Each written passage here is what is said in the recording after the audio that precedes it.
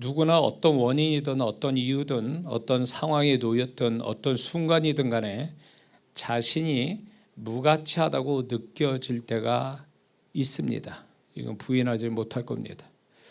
그것이 어쩌다가 한번 그럴 수도 있고 아니면 자주 그럴 수도 있고, 그렇지 않으면 늘 그런 마음을 무가치하게 느껴진다면 그것은 분명 마음의 병일 것입니다. 자신의 무가치함을 느끼는 것은 여러모로 수준 낮은 사람들만 그러는 것이 아니라 오히려 삶을 치열하게 잘 살아가면서 남들보다 나은 개인적 능력이 있고 전혀 그럴 이유가 없어 보이는 사람들도 말을 안 해서 그렇지 내면 저 밑바닥에는 이 감정 때문에 괴로워합니다. 저는 그런 분들의 이야기를 제가 이제 많은 성도분들의 이야기를 제가 듣거든요. 솔직한 이야기를. 근데 멀쩡해 보이는데 그분의 마음 안에서는 이게 깔려 있어요.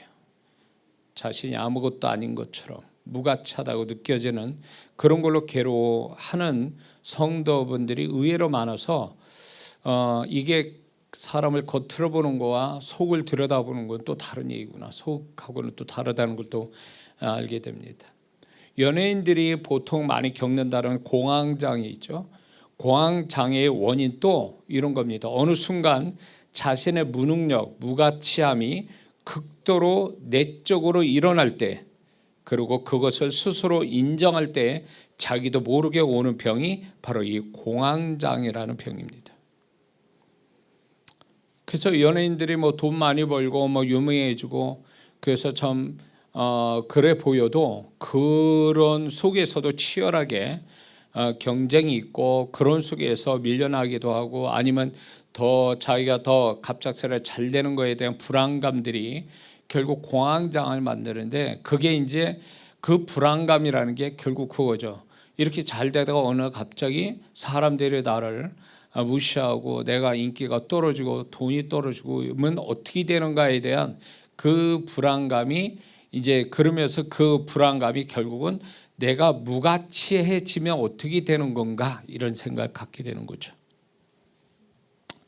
예수님 믿고 성실하게 신앙생활하는 사람들 중에도 하나님이 자신을 향해서 이사야 43장 4절의 말씀, 내가 내 눈에는 보배롭고 존귀하며 내가 너를 사랑하였다. 이 말씀에 믿음은 같습니다. 믿음을 갖고 살지만 동시에 자신도 원하지 않는 무언가인지는 모르지만 자신의 무가치함을 느끼는 내적 고통을 몰래 겪으면서 안 그런 척하는 성도들이 의외로 많다는 것입니다.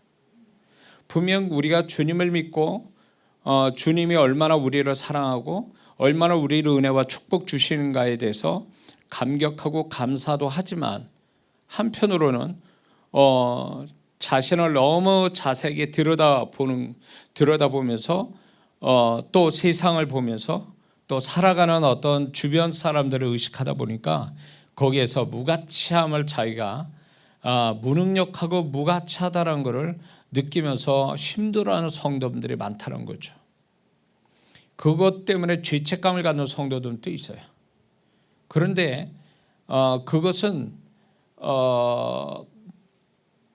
자기 자신만 느끼는 게 아니라 어쩌면 말을 안 해서 그렇지 다 내면 밑바닥에 다 이런 게 깔려 있거든요. 그러면 우리는 이 부분을 어떻게 해결해야 될까요? 그러기 전에 어떤 경우에 어떤 순간에 자신이 무가치하다고 느껴지는가에 대해서 우리는 좀 얘기해 볼 필요가 있습니다. 그것은 뭐냐면 첫 번째, 사람들 속에 살지만 사람들이 자신을 인정하지 않고 존재감 없는 자로 취급할 때, 그것이 계속될 때 이런 감정을 더 심하게 가질 겁니다.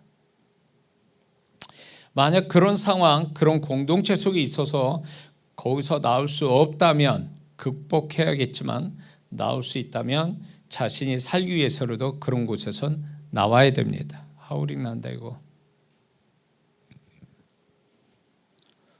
노력과 열심을 해도 무언가 이루어지지 않을 때, 그동안 수고한 것이 수포로 돌아갈 때에 사람들은 자신이 무가치하다고 생각한다고 합니다. 또 반대로 남들이 부러워할 만한 것이 있는 소위 잘 나가는 사람들이나 남에게 주목받는 사람들이 자기가 생각한 것만큼 되어지지 않거나 자신의 좋은 곳에 사라질 때 또 사라질 것 같은 그런 느낌을 받을 때, 그리고 다른 사람보다 자신이 무가치하다고 크게 생각하는 지점이 바로 이거라는 거죠. 그래서 오히려 모든 게 잘 갖춰져 있고 사람들이 부러워할 만한 그 사람들이 그 맨날 해피하냐? 절대 그러지 않다는 거죠. 그 자리를 지키기 위해서 그것을 유지하기 위해서 정말 유지가 될까라는 자기 자신의 불안감, 자신의 무능력, 그러다 조금만 뭔가 툭 떨어지면 뭔가 좀 안 돼가면 평범한 사람보다도 더 충격이 커서 그런 속에서 오히려 자기 자신의 무가치함을 더 많이 느낀다라는 것입니다. 그래서 평범하게 사는 사람, 오히려 생활 수준 낮은 사람보다도 오히려 더 높은 수준에서 사는 사람들이 더 불안감이 있어요. 그 불안감이 결국은 뭐냐면 결국 그 내면에 깊이 들어가면 무가치함이에요. 내가 가치가 없는 사람인가 라는 생각을 갖게 만든다는 거죠. 그래서 이제 그런 것 때문에 심한 열등감을 가지고 우울증을 앓게 됩니다. 여기서 우리가 흔히 열등감이라는 단어를 쓰는데 그 열등감은 무엇을 의미하냐면 다른 사람과 비교해서 오는 감정인데 그 감정의 끝은 자신이 못났다, 자신이 무가치하다라고 느껴지는 마음이 열등감이에요. 그래서 누군가가 난 열등감이 있어 라고 솔직하게 말한다면 그것은 그 사람 스스로를 무가치하게 느끼고 있다고 고백하는 것과 같다는 얘기입니다. 그러니까 열등감은 무가치함, 자기 자신이 그 가치가 있는 사람 같지 않다라고 생각하는 게 열등감이라는 거죠. 그래서 이 열등감이 굉장히 무섭습니다.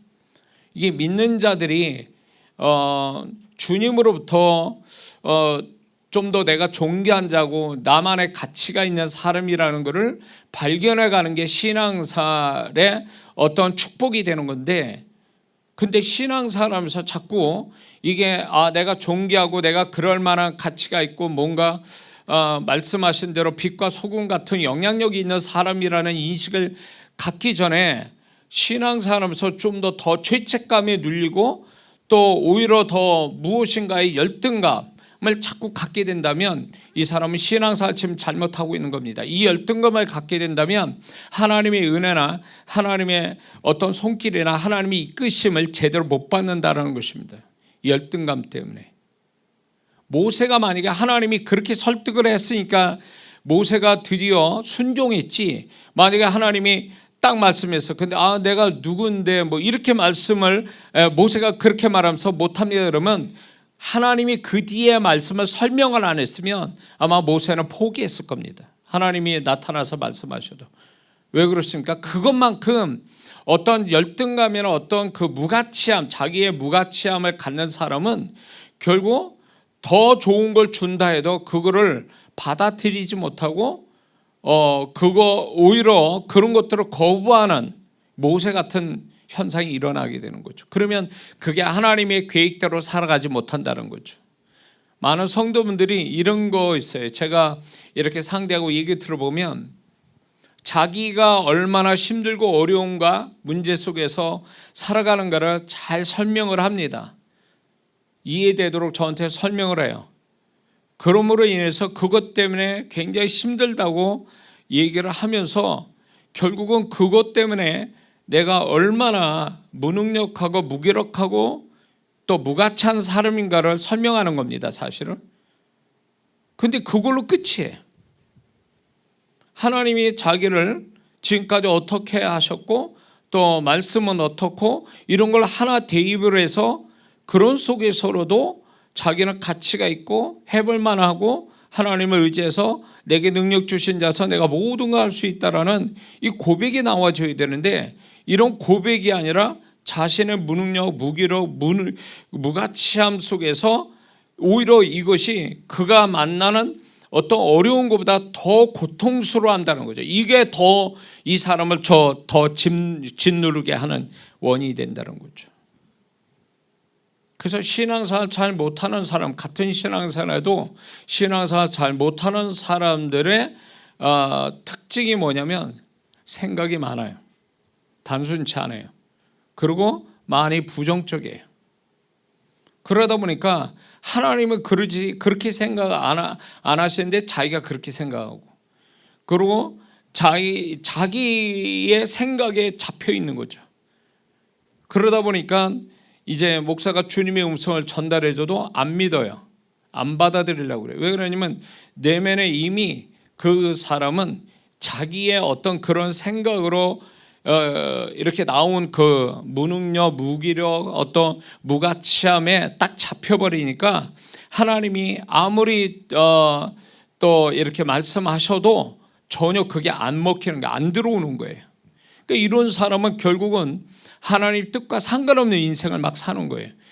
근데 이게 악한 사람에게서 그런 게 아니라 착한 성도에 이런 게 있단 말이에요. 착한 성도들이 마음이 약해서, 착해서 자기가 당하는 삶에 대해서 자꾸 거기에 부정적 반응이 나오는 그 끄트머리가 나는 별거 아니고 무능력하고 무가치한 사람들, 이런 식으로 결론을 내버리는 거죠. 그래서 몸은 교회에 와 있고 뭔가는 하지만 내면은 이미 산송대왕 같은 마음이에요. 자기가 그런 마음을 가지고 사는 거죠. 얼마나 비극적입니까 이게. 하나님이 시퍼렇게 살아계시고 말씀이 나를 위한 말씀들이 있고 성령님이 나를 도우려고 역사하고 있는데 그런 거 상관없이 자기 마음이 취해가지고 그렇게 사는 것은 비극을 스스로 불러들이는 거죠. 그리고 또 이런 사람이 스스로 무가치하게 느껴지는데 성격이 강하거나 자존심이 강한 사람일수록 그렇습니다. 그리고 이런 사람들이 자기 뜻대로 되지 않을 때 자신이 무가치하다고 더욱 느낀다는 겁니다. 낮은 자존감을 갖는 자도 별거 아닌 거 가지고도 자기를 무가치하게 느낀다는 거죠. 낮은 자존감을 갖는 사람일수록 별거 아닌 거에 자기 자신을 무가치하게 느낀다는 거죠. 윗사람에게 계속적으로 상처받는 말을 듣거나 자존심을 상하게 하는 말을 들을 때 윗사람으로부터 자신이 무가치하다고 느껴진다는 겁니다. 윗사람이 이런 비슷한 심한 말을 하기도 합니다. 이런 말 들어본 적 있습니까? 네가 뭐 할 줄 아는 게 있어? 내지는 너는 돌대가리냐? 너 바보야? 전응아야? 너 미친 것 아니니? 너 내가 몇 번 얘기했니? 너 기억 상실증 환자야? 뭐 이런 식의 아주 무서운 말이죠. 이런 가시돋친 말들을 한 번 들어도 그게 굉장히 꽂혀가지고 힘들어할 텐데 그걸 자주 듣게 되면 이 사람은 굉장히 그 자기 자신의 무가치함을 계속 가질 수밖에 없다라는 거죠. 우리 어머니 또 우리 아버님, 제가 학생 때 우리 어머니 우리 아버님 항상 너는 할 줄 아는 게 뭐가 있니? 이 얘기를 엄청 많이 들었어요 제가. 그래서 그 후에 저는 그걸 몰랐는데 그 후에 뭘 하려고 그러면 이게 자신감이 없어요. 뭘 한다는 게 두렵고 시도하는 게 어려워요. 그게 나중에 알고 보니까 우리 부모님의 그 언어 폭력이 저도 모르게 이제 저를 그렇게 뭘 하려고 그러면 제동을 걸고 자신감을 못 갖게 되는 그런 원인이 있었다라는 거죠. 윗사람한테 그런 어떤 충격적인 이런 상처받는 말을 가질 때 자신이 무가치하다고 느껴진다는 겁니다. 그래서 이렇게 만약에 이런 말들을 들었을 때 제가 이제 사역 속에서 영안을 열어서 보여주신 거니까 제가 이거는 얘기할 수 있습니다. 어떤 성도를 사역하는데 딱 영안이 열려서 딱 봤는데 그 사람 가슴에 칼이 딱 이렇게 꽂혀져 있는 게 보이는 거예요. 처음 그거 봤을 때 저도 이해가 못했어요. 이게 무슨 말인가. 칼이 꽂혀 있던가 아니면 화살이 꽂혀 있는 성도들이 있어요. 그래서 이게 처음에 뭔가를 했어요. 그래서 성령께 물어보니까 저게 사람의 말로 상처받은 그 언어가 살아서 저런 형태로 있다는 거예요. 그래서 칼이 꽂히거나 화살이 꽂힌, 그래서 제가 물었습니다. 물으니까 이분이 과거에 잊혀지지 않는 그 한마디, 그 한마디가 그 실제로 가슴에 칼이 꽂히거나 화살이 꽂힌 성도는요, 보통 이렇게 가슴이 아프대요. 근데 병원 가면 아무것도 안 나타나. 근데 본인은 가슴이 아프다 그래요. 제가 그때 알게 된 거죠. 아, 가슴이 아프다 그럴 때 그 사람 가슴이 상처로 인한 칼이나 화살이 꽂혀 있는 형태로 보이는 거예요. 그 언어가 살아서 계속 그 사람을 괴롭히고 있는 거죠. 그 언어가 해결되지 않으면, 근데 보통 그런 사람들이 굉장한 그 열등감 내지는 스스로 무가치함을 많이 느낀다라는 거예요. 그래서 그 언어가 파쇄되기 전까지는 그 언어에서 못 벗어나고 그 사람의 그 언어가 그 사람 성격을 지배하는 거죠. 무섭습니다. 이건 제 실제 경험이니까. 저도 그랬고 수많은 성도들을 집회 가운데 만날 때 그런 성도들도 너무 많아요. 멀쩡해 보이는데 뭔가 이렇게 눌려져 있고 뭔가 이렇게 사람이 시원치 않아요. 그러면 틀림없이 보면 그 사람의 이제 제가 이 소리를 듣지 않습니까? 그러면 이제 제가 밝혀내죠. 그 사람이 어떤 언어로 저지경됐는가에 대해서 그 소리를 성령님을 통해서 듣게 돼요. 저 사람이 무슨 말에 저렇게 잡혀 있는지를. 그러면 뭐 그 얘기하는 순간에 뒤집어지는 거죠. 그 용어는. 아무도 모르는 얘기거든요. 그 얘기를 들려줄 때 이 사람은 또 그 얘기를 누군가가 알았다는 거. 하나님이 아시고 얘기하셨다라는 거에 아주 엄청 충격받고 뒤집어지면서 그 언어를 뽑아내는, 그 언어를 이렇게 깨트리는 또 사역을 이렇게 하면서 그게 나중에 자유롭게 되는, 그 언어가 더 이상 주장하지 못하는 이런 사역을 자주 한 적이 있습니다. 또 이런 게 있습니다. 남에게 비판, 판단을 직감적으로 받고 있을 때, 그것이 내가 볼 때 또 맞는 말일 때 더욱 자신이 무가치하다고 느낍니다. 남이 나보다 잘 나갈 때 상대적으로 자신이 무가치하게 느껴지죠. 자신이 가진 것이 없어 보이고 작다라고 생각될 때 또 자신의 무가치함을 느낍니다.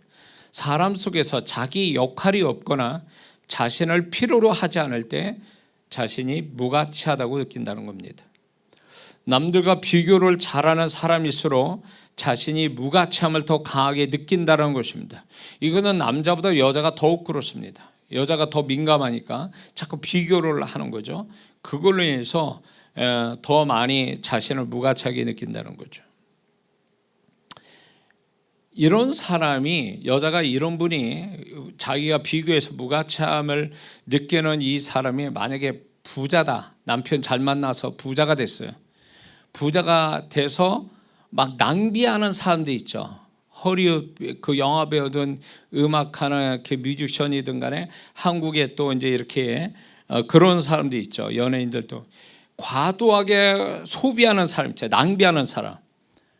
차도 몇십 대씩 갖고 매년 비싼 차, 뭐 온갖 명품으로 다 하는 사람들, 그런 사람을 이제 이렇게 소개도 하는데, 저는 그 사람들을 보면서 뭘 느꼈냐면, 저 안에 자기의 무가치함을 저렇게 명품으로 커버하고 있구나.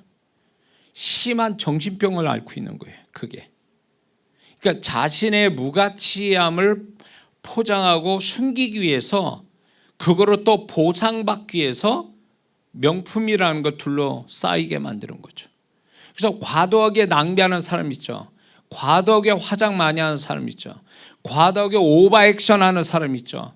그런 사람일수록 밑바닥에 무가치함, 자신이 무가치하다는 걸 느낀다는 거예요. 이런 사람들이 과도하게 이렇게 뭔가를 하는 사람에게 뭔가 충고식으로, 비난도 아니고 충고식으로 그렇게 하면 안 된다고 그러잖아요. 발작 일어납니다. 이런 사람은요.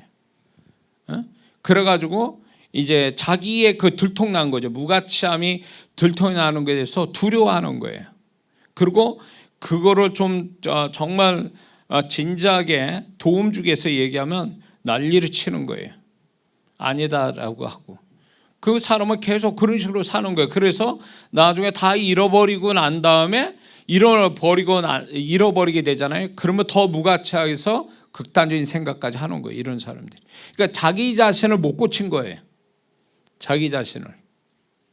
이 무가참이 비교해서 오는 것도 있지만 과거로부터의 해결받아야 될, 과거로부터 치유받아야 될 그 마음이 치유되지 못한 끝에서 온 무가참이거든요. 그러니까 이 끝에 가서 무가참을 이게 치유되지 않으면 이 사람은 평생 따라다녀요. 이 꼬리표가. 그러니까 나이를 먹어도 이거는 못 고치는 거예요. 이런 사람은요. 그 무가참을 느꼈던 그때로부터 이게 치유가 되어져야 이 사람이 올바른 자기다운 삶을 사는데, 이게 무가참, 모든 감정 속에 끄트머리에 나는 아무것도 아니고 나는 비참한 사람이다라는 거, 이 무가참을 느끼는 그것이 계속되면 이 사람 나이 먹어도 그걸 갖고 있다라는 거예요. 나이 먹어도. 그러면 자기만 비극적이냐? 같이 함께 사는, 사랑하는 사람까지도 다 피해를 주는 거예요. 다 불행하게 만드는 거죠. 자신의 흠을 너무나 세밀하게 알고 그 흠을 스스로 찾는 사람은 다른 사람보다 자신을 무가치함을 강하게 느낀다는 것입니다. 너무 우리 자신을 디테일하게 보는 그 사람도 결국 그 디테일함의 끝은 자기의 무가치함이에요. 그래서 이거를 너무 자세히 자기를 뜯어다 보는 것도 사단에게 속는 거예요. 주님은 그렇게 얘기 안 하시잖아요. 우리를 깊이 뜯어보는 게 아니라 온전케 하신 주님을 바라보는 거잖아요. 그래서 온전케 하신 그분으로 정말로 새로워지는 사람이 돼야지, 자기를 맨날 뜯어다 보면 뭐가 나오겠습니까? 우리는 까도 전부 다 우리 스스로가 실망하는 우리의 존재인데, 그거를 계속 흠을 잡고 흠을 찾아내고 그러면 그게 자기가 도덕군자가 되는 게 아니라 결국 무가치한 존재인 것을 끝에 가서 발견하는 거죠. 자기 스스로가 자기가 자해하는 식이 되는 거죠. 그리고 죄를 지을 때 이 죄를 지을 때 우리를 무가참히 느끼는데 왜 그런 줄 아세요? 자신의 양심이 죄를 지었기 때문에 자신이 무가치하다고 느끼게 만드는 거예요. 자기 양심이 이 역할을 해주니까 무가참을 느껴서 그걸 회복하려고 하지, 이게 반복이 되잖아요. 죄가 반복이 되면 동시에 양심의 수준이 떨어져요. 양심의 수준이 떨어지니까 이 기능이 사라지니까 그 사람이 무가치하다는 것조차도 못 느끼게 만들어요. 그러니까 죄를 많이 짓게 되면 짐승화되는 거야. 사람이 죄를 져도 그 죄를 안 짓거나 덜 짓거나 이렇게 하는 거는 양심이 작용하기 때문에 그렇거든요. 근데 이 양심이 죄를 지으면서 회개치 않고 계속 그러면 이 양심 수준이 뚝뚝뚝 떨어지니까 양심이 기능이 잃어버리니까 자신의 무가치함도 모르게 돼버려요. 그러면 그 사람은 이제 완전히 짐승처럼 되는 거예요. 그래서 우리가 죄를 지을 때 우리가 그게 있잖아. 하나님 앞에 자기 죄를 이렇게 고백되어질 때 우리가 스스로 수치심을 느끼고 어떤 두려움도 느끼고 거기에다 그걸로 인해서 또 무가치함도 느끼고 이런 것들이 있는데, 이걸 끌어안고 회개를 정확하게 해야 돼요. 회개를 하면 주님께서 우리의 그런 어떤 상처받은 마음, 우리의 마음대로 고쳐주시거든요. 죄를 씻어내시고 우리 죄를 씻어내시면서 동시에 우리의 마음도 치유해 주시거든요. 그러면서 다시금 회복이 되는 거거든요. 근데 죄를 회개치 않으면 계속 그 마음이 남는 거예요. 죄를 계속 짓는 사람은 그 밑바닥에 무가치함이 있어요. 자신을 무가치하게 느껴지니까 남이 뭐라고 조금만 도움되는 얘기해도 그것도 막 못마땅하고 막 난리를 치는 거죠. 그렇습니다. 그리고 또 하나님이 자신을 버리셨거나 징계하신다고 생각될 때, 또 기대한 축복이 오지 않을 때, 기도 응답이 안 될 때 자신의 무가치함을 느끼기도 합니다. 이거는 잘못된 생각이죠. 그 다음에 또 하나님께 쓰임받는 사람일수록 사역이 잘 안 되거나 사역이 사라질 때에 사역으로서 버림당했다, 끝났다, 그런 생각이 들 때 자신의 무가치함을 느낍니다. 특히 하나님께 쓰임받는 사람들은요. 저도 한때 이런 슬럼프가 있었습니다. 이제 사역을 하는데 사람 또 안 오지, 은혜도 못 받는 것 같지. 그러니까 이제 제가 사역으로 주님이 정말 버리셨는가 막 그래가지고 회의감, 이 갈등이 너무 심했어요. 이제 그만할 때가 됐는가 보다, 이런 생각까지 들어서 다 접으려고 생각하고 있었죠. 그런데 그때 하나님이 책을 쓰게 하셨어요. 지나고 보면 그때 책을 안 썼으면 아마 지금은 책 쓰기도 어려웠을 거예요. 근데 하나님이 그런 시간에 이제 하나님이 책을 쓰게 하는 은혜 주셔서 7권이 그래서 만들어진 거거든요. 하나님이 그렇게. 그래서 그걸로 인해서 저의 영적인 자존심은 또 찾게 됐죠. 그렇지 않았으면 제가 계속 그런 마음에 스스로 굉장히 힘들었을 거예요. 그리고 진짜 결단하고 다 접고 막 이렇게 했을지도 몰라요. 그런데 하나님은 그게 아니다 라고 하면서 너는 계속 내가 쓸 거야. 이렇게 너는 지금 지폐 같은 걸로 지금까지 썼지만 이제 책으로 너 쓸 거야 그래가지고 책을 쓰게 만드신 거 아니에요. 그러니까 사역자로서의 주님이 버렸다라는 것만큼 이게 무서운 게 없는 거예요. 그러니까 바울도 내가 남에게 전파된 후에 내가 버림당할까 두렵다는 말을 하는 이유도 거기 있었던 거예요. 구원은 받겠지. 그러나 너는 이제 탈락이야. 자격 없어. 이제 사역자로 내 사역 내 일 못 맡겨. 이렇게 될 때 그 오는 그 주님부터 버림당했다, 사역으로 이제 끝났다라고 할 때 그 무가침은 아마 사역자만 아는 기분일 겁니다. 근데 여기다가 이제 우리가 이런 경우들이 있지 않습니까? 무가치하게 느껴지는 상황들이 있고 경우가 있지 않습니까? 근데 여기다 불난 집에 그림 껴는 게 뭔지 사단이에요.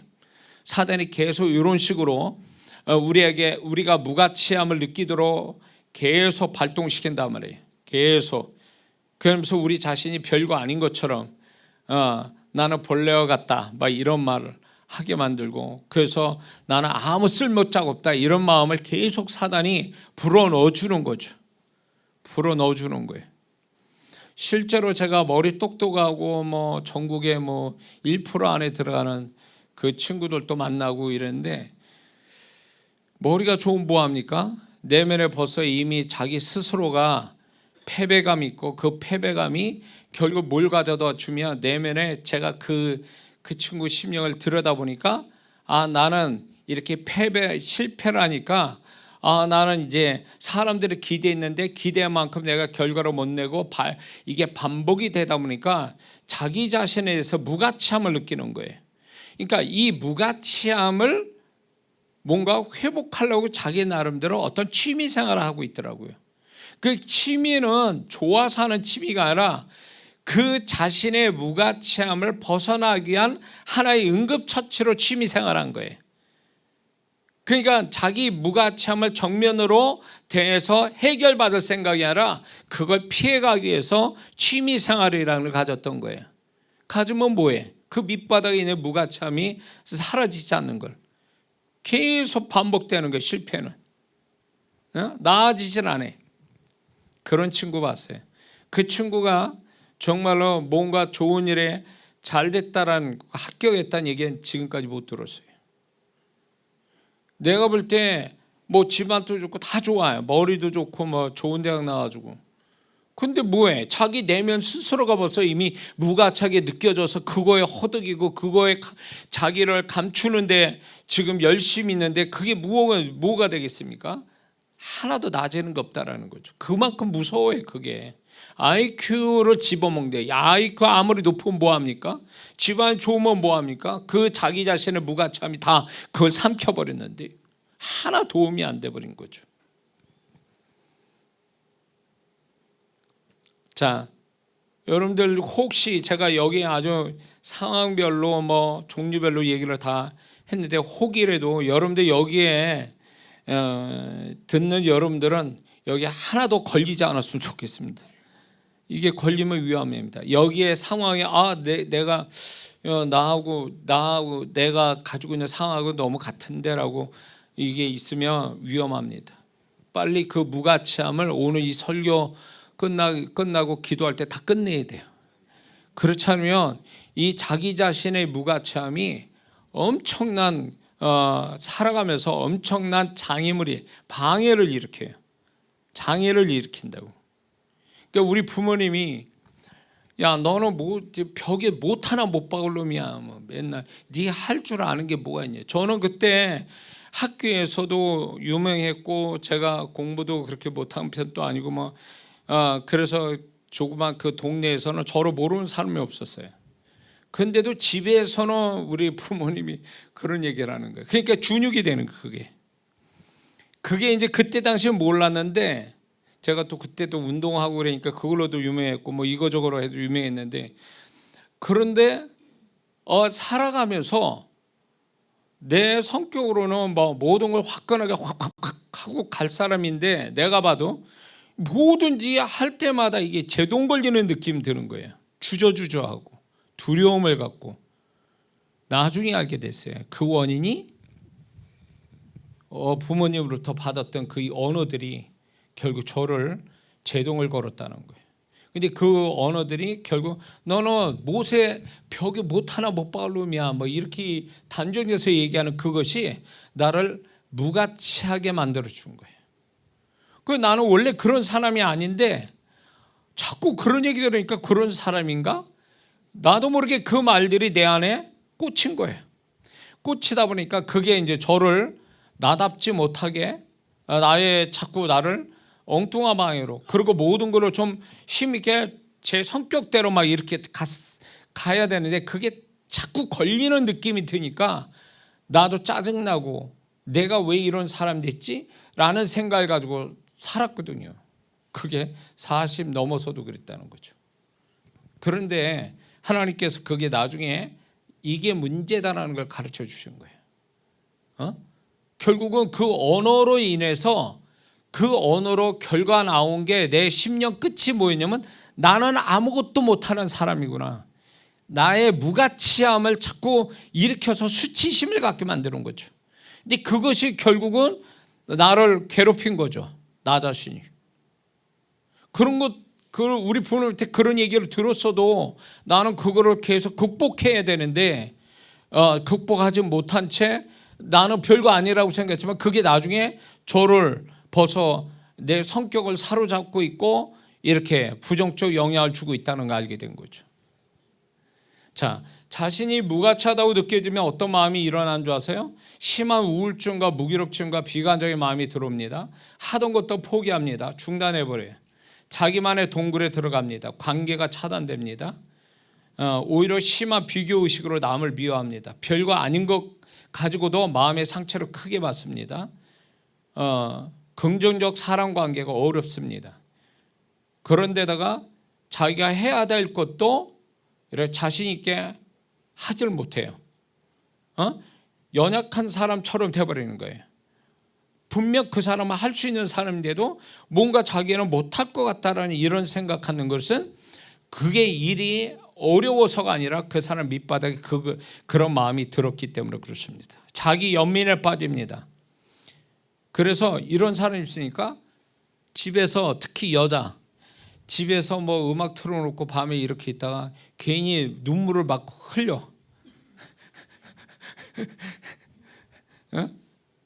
여자애들, 청년애들만 그런 게 아니라 나이 먹은 아주머니도 뭔가 분위기 잡히면 괜히 눈물이 나.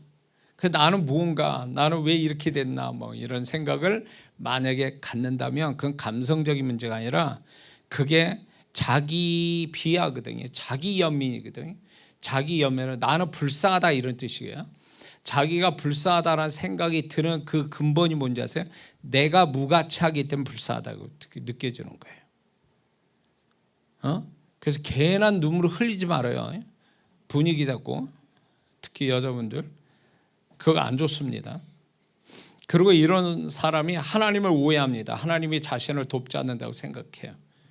자신의 무가치함을 느끼는 사람들은 뭔지 모르게 나를 버렸다, 사람들이 나를 돕지 않는다 이런 생각을 가지고 있어요. 그래서 나는 무가치한 사람이 됐다라고 생각하는 이것이 결국 자기 불행을 만들어요. 하나님도 오해하게 만들어요. 사람들하고도 좋은 관계를 못 갖습니다.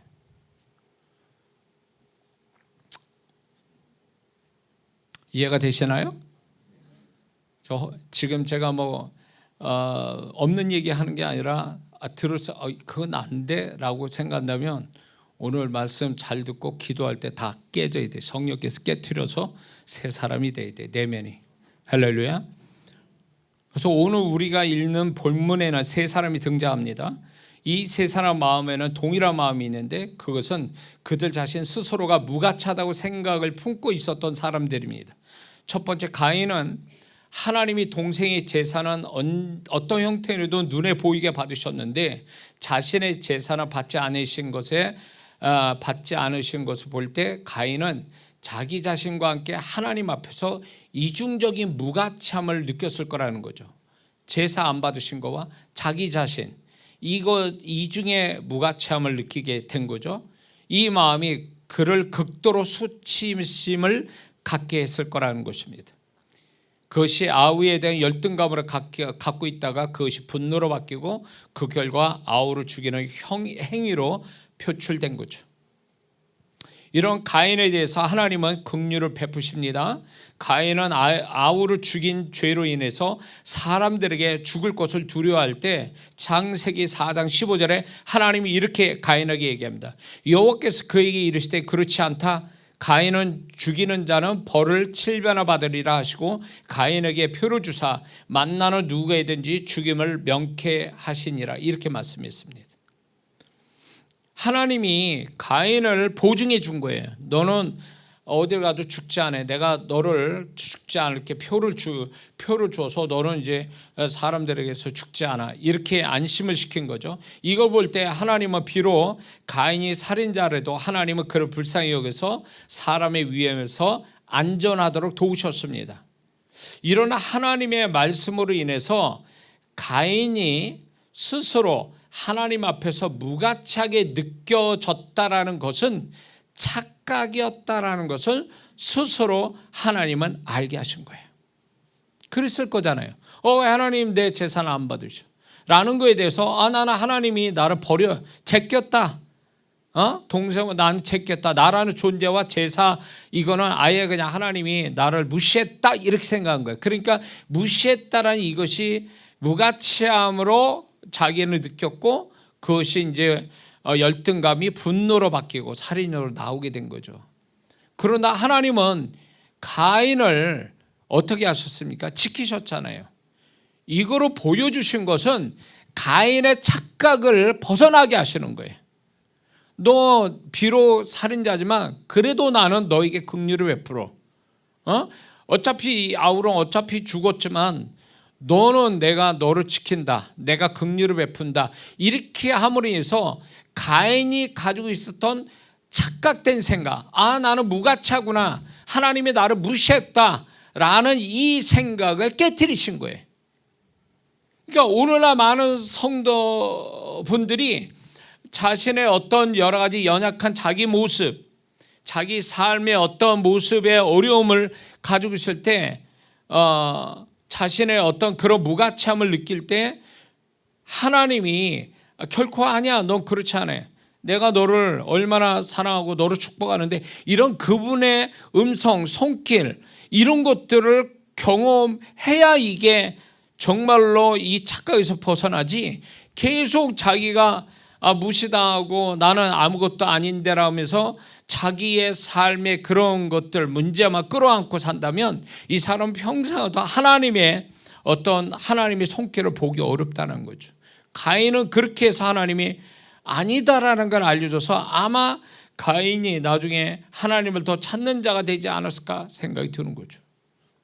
응?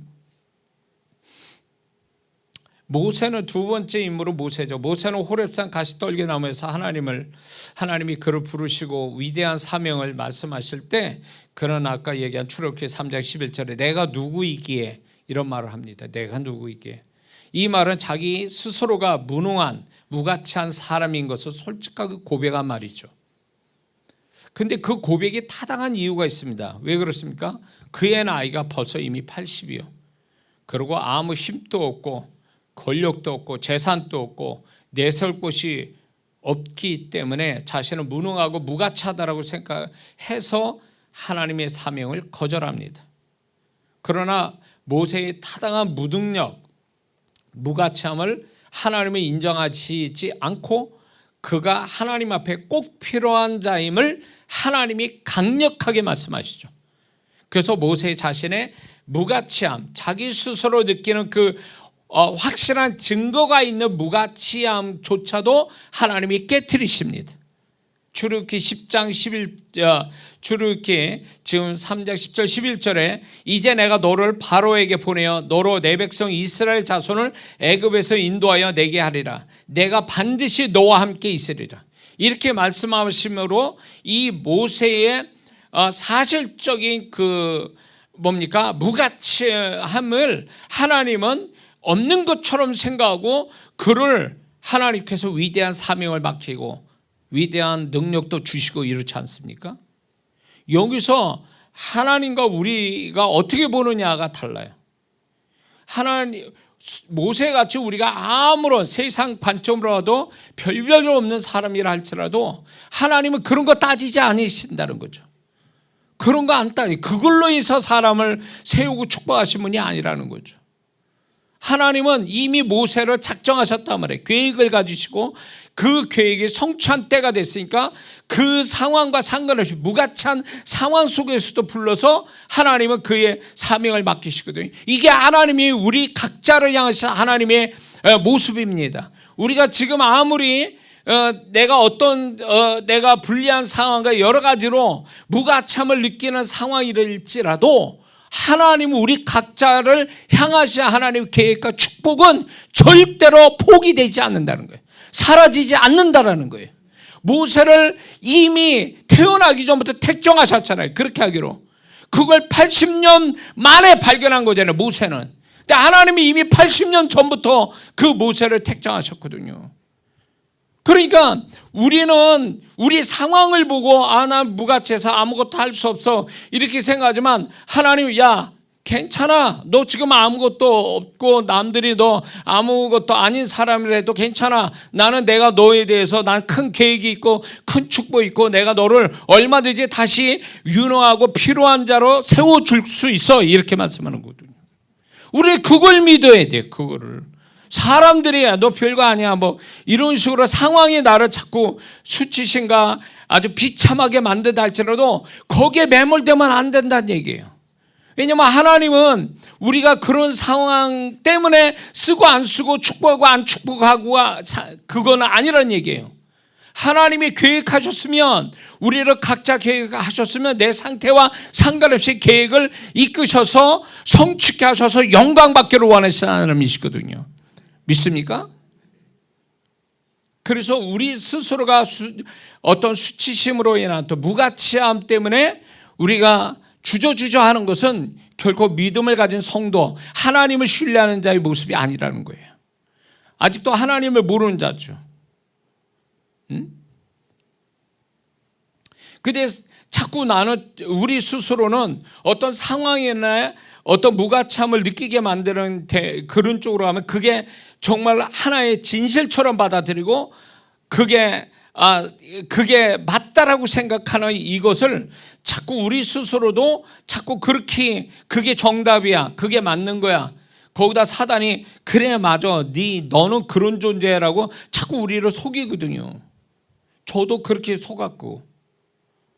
그래서 정말 이거 목회를 내가 언제까지 해야 되나, 그만해야 되나, 나 때문에 교회가 성도들 축복이 안 되고 교회가 이거 하나님 맡겨줬는데 교회를 말아먹는 거 아닌가, 막 이런 거에 막 갈등을 너무 많이, 죄책감에, 거기다가 나는 이렇게 무가치한 게 아니라 나는 안 될 사람이 돼가지고 지금 이렇게 하나님 더 영광 가리고 성도는 축복이 안 되고 교회는 말아먹게 생겼고 막 이런 시간들 때문에 사실 새끼 걱정하는 것보다 이것이 사람 미치게 만드는 거예요.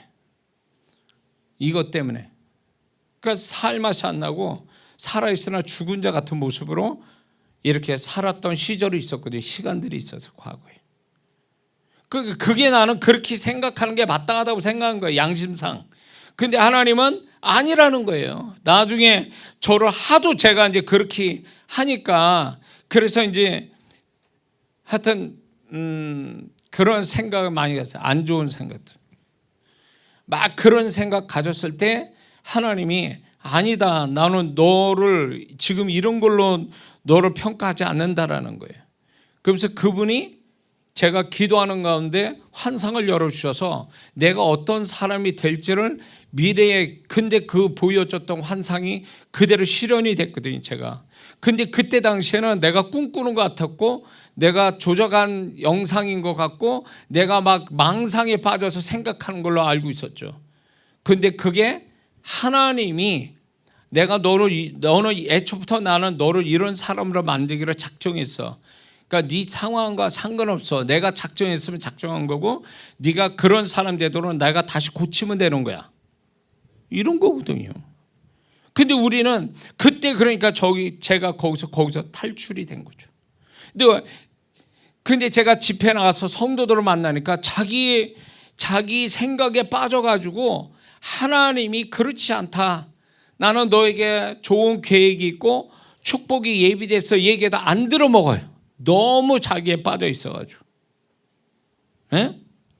여기서 끝인가 보다. 나는 아무것도 할 수 없는 사람, 무능한 사람, 무가치한 사람이다 이러면서 그렇게 생각하는 게 겸손한 거고, 그게 정말 잘 생각하는 것 같지만 그건 사단의 속임수고 우리 스스로가 자기를 스스로 자해해서 죽이려고 하는 생각이라는 거죠.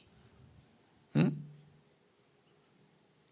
그러니까 제가 정말 그런 어두침침한 그런 골짜기를 지나서 하나님이 쓰시는 하나님이 지금 그래도 이 부족하지만 이렇게 하나님께 쓰임받는 이 과정 속에 그런 나 자신이 속고 있었던 생각들이 지금 성도들 중에 이런 모습들이 너무 많다는 거예요.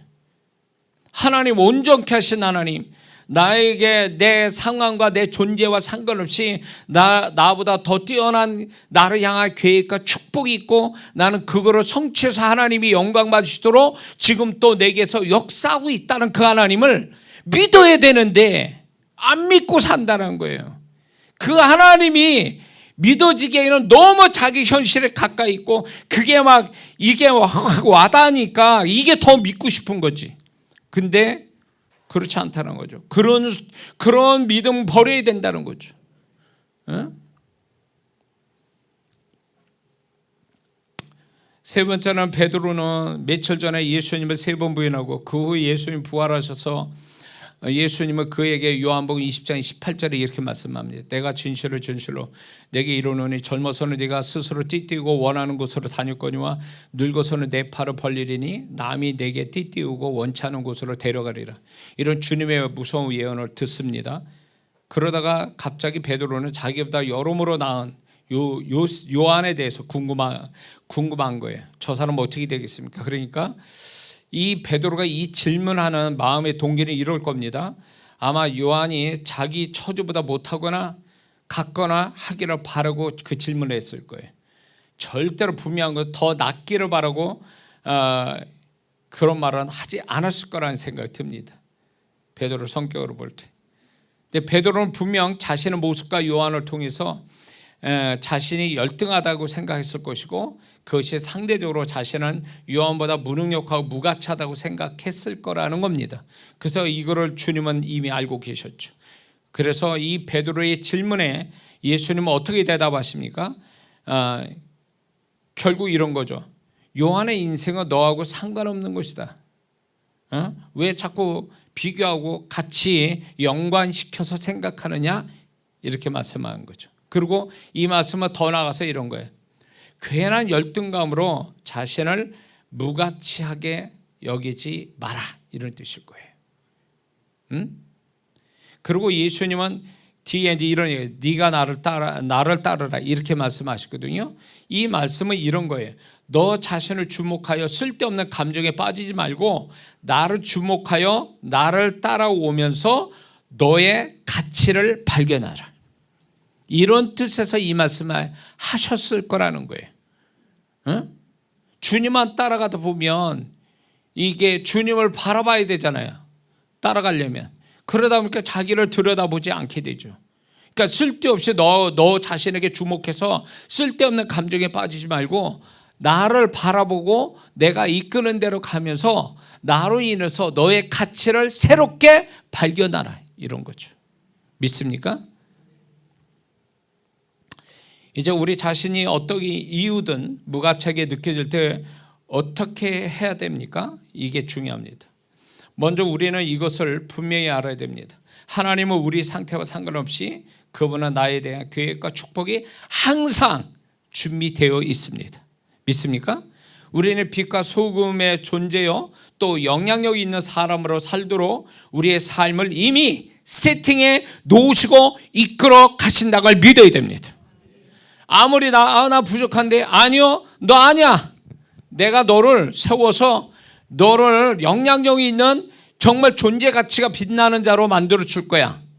하나님이 계획이에요. 제가 우리 부모님이 그렇지, 거기다 이제 학교 생활하는 데 있어서 제가 무대 공포증이 있었어요. 무대 공포증이 있어서 사람하고 얼굴 마주치고 말하는 걸 두려워했거든요. 강단 이렇게 사람 주목받는 것도 무서워했거든요. 근데 하나님이 어떻게 하셨냐면, 내가 이제 이렇게 강단에 서서 영향력 있는 사람 되는데 애가 안에서부터 그런 내적으로 안 좋은 생각들이 있고, 그리고 자신감도 없고 막 이러는 내 모습 가지고는 하나님이 이제 하나님 계획대로 가지 못하니까 강제로 이렇게 남 앞에 많이 서는 일들을 막 주셨어요. 남 앞에 서는 거. 그래가지고 교회에서는 뭐 학생회가지고 선거대 대장도 하고 선거 지휘도 하고, 학교에서 학교 반장으로서 기독교 서클도 하고, 막 그때는 호국단이 있었어요. 그 호국단에 또 거기에 또 간부가 되고 막 남 앞에 설 수밖에 없어요. 운동장에서 아니면 학교 저기 뭐 교회에서. 근데 죽을 맛인 거예요. 그게 나는 안 되는 사람인데 자꾸 그거는 해야 되겠고 안 하면 또 안 되고, 그러니까 하기 위해서 죽을 맛인 거예요. 다른 사람들 몇 배 마음에 이 무거움이 있었단 말이에요. 힘든 게 있다. 그러니까 일일이 다 글을 써야 돼요. 말할 거를 글을 쓰고 애우고 연습하고 이러고 한 사람이거든요. 그러니까 하나님이 저를 이렇게 세워서 영향력 있는 사람 만들려고 애초부터 중학생, 고등학교 때부터 그렇게 훈련시킨 거예요. 하나님이 그렇게 이끄신다고요. 그러니까 하나님이 우리 각자의 하나님 계획과 축복이 있는데, 그게 그냥 지금 모습 가지고는 안 되니까 하나님은 이걸 고쳐서라도 하나님의 계획과 축복을 만나게 하신다는 거예요. 근데 그걸 하기 위해서 그의 삶을, 그 성도의 삶을 세팅해 놓으신 거예요. 그런 사람이 되게 훈련되는 삶을 세팅해 놨다 그거예요. 그거를 피해가지 않고 부딪혀 가다 보면, 어렵고 힘들어 부딪혀 가면 어느새 내가 변화되어 있고 주님의 계획과 주님의 축복을 만나는 자가 될 수 있다는 걸 우리는 잊지 말아야 될 줄 믿습니다. 에베소서 2장 10절을 보니까 이거를 새 한글 번역 성경이 이렇게 되어 있습니다. 우리 각자는 하나님의 만드신 작품들입니다. 하나님이 미리 마련해 주신 선한 일들을 위하여 우리 각자는 그리스도 예수 안에서 창조되었습니다. 그리하여 우리 각자는 그 일을 하며 살아가도록 하신 겁니다. 이게 하나님의 음성이에요. 우리는 어떤 상황과 상관없이, 어떤 존재든 상관없이 선한 일을 위해서 하나님이 창조하셨고, 그걸 위해서 살아가도록 우리를 이끌어 가신다는 약속의 말씀입니다. 할렐루야. 그러니 나는 겸손해서 나는 내가 뭘 합니까? 나 같은 게, 이거는 겸손이 아니라 불신앙이에요. 불신앙. 하나님 앞에. 그러므로 우리 스스로 무가치하게 느껴지는 것들을 마음 안에서 지워버려야 됩니다. 그리고 우리는 우리 자신의 무가참의 그 무언가를 그것만 발견하려고 하지 말고, 내가 얼마나 가치 있는 존재임을 스스로 강조하고 나만의 가치를 스스로 찾아내는 성도가 되어야 될 줄 믿습니다. 우리의 존재 상태나 가지고 있는 환경과 상관없이 주님이 우리를 빛과 소금의 존재로 만드셨고 그런 역할하도록 이끄신다는 것을 믿어야 됩니다. 그래서 우리 이렇게 말해야 돼요. 나는 그런 역할을 할 자요, 그렇게 할 것이다 라는 믿음 고백을 우리는 스스로 해야 될 줄 믿습니다. 그리고 가정, 직장, 관계 속에서, 일 속에서 그런 사람으로 살 것을 믿음의 상상을 해야 될 줄 믿습니다.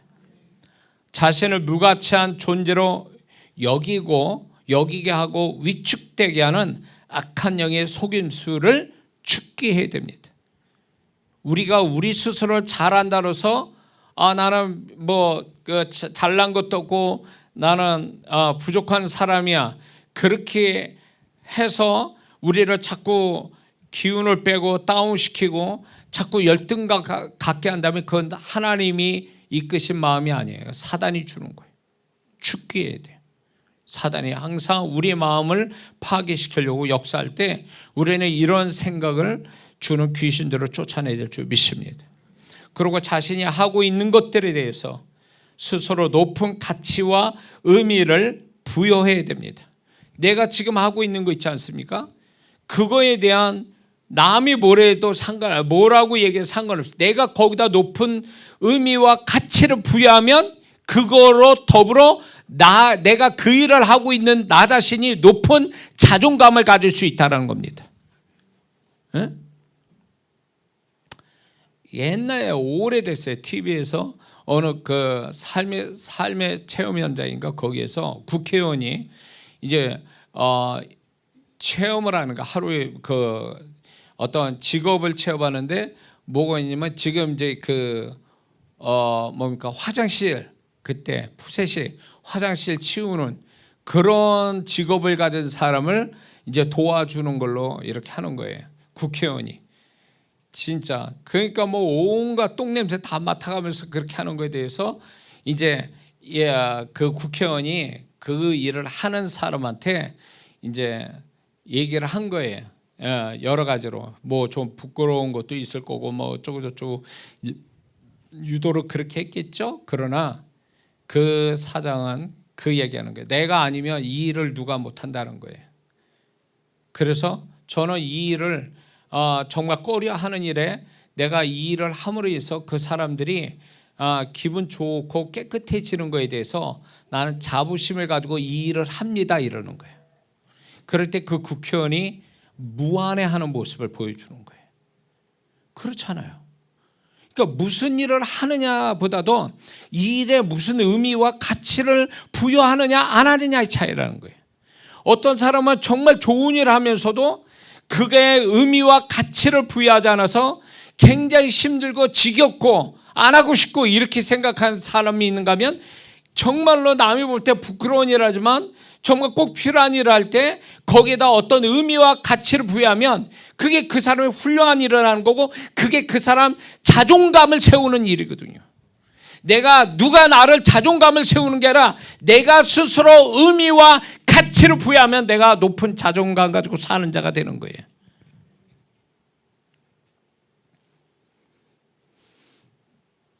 절대로 남하고 비교하지 마세요. 연관짓지도 마세요. 자신하고는 완전히 관계가 없다고 생각해야 돼요. 우리 한국 사람은 농경 문화다 보니까 정착되어 있는 데서 서로 땅덩이 좁으니까 서로 너무 치밀하게 이렇게 보는 거예요. 치밀하니까 뭐 소위 말해서 옆집에 밥그릇이 뭐 숟가락이 젓가락이 몇 그릇인지 안다라는 그런 얘기를 하는데 그것으로 인해서 우리는 서로 비교하는 걸 너무 심하게 비교를 합니다. 근데 이게 옳지 못하다는 거죠. 유럽 사람이나 미국 사람들 땅덩이 크니까 유목민이고 이러다 보니까 옆에 뭐가 있는지 궁금하지도 않아요. 거리가 너무 머니까.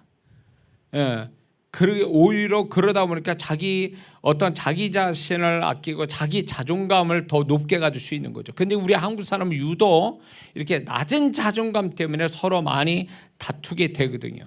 그리고 특히 그게 뭐가 있냐면 핸드폰에 우리는 세상 소식을 너무 가까이 들어요.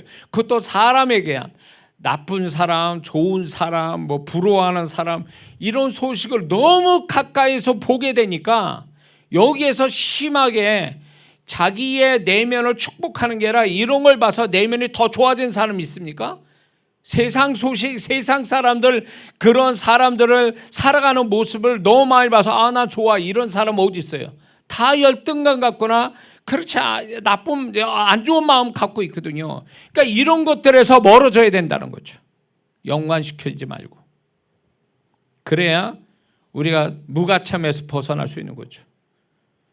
그리고 우리는 우리 자신의 무가참을 느낄 때마다 주님께서 나를 얼마나 보배롭고 존귀히 여기시고 나를 사랑하셔서 예수 그리스도까지 죽이시면서 나를 살리시고 지금도 그 사랑은 우리에게 있다라는 걸 믿어야 될 줄 믿습니다.